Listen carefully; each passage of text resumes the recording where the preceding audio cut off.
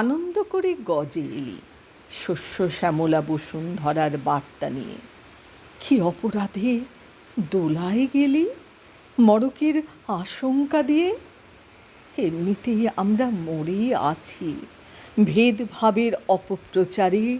তোর ত্রিনয়ন কি কিছুই দেখেনি থিম পূজার সম্প্রচারে?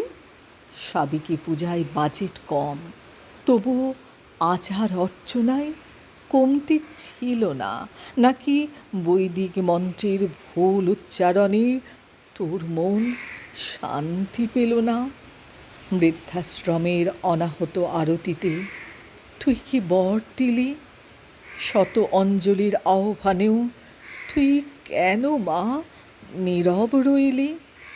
বোধনের আগে উদ্বোধন করাই অভিমান করে কি বৃষ্টি দিলি? এই পর্বে তোর অনেক ব্যস্ততাও ছিল শারদ সম্মান নেবার তরে।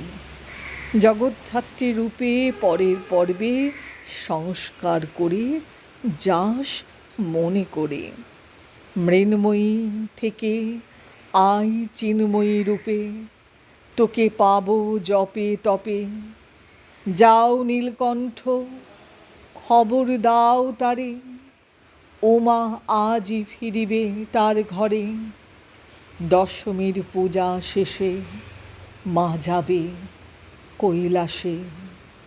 শুভ বিজয়ার শুভেচ্ছা জানাই অবশেষে।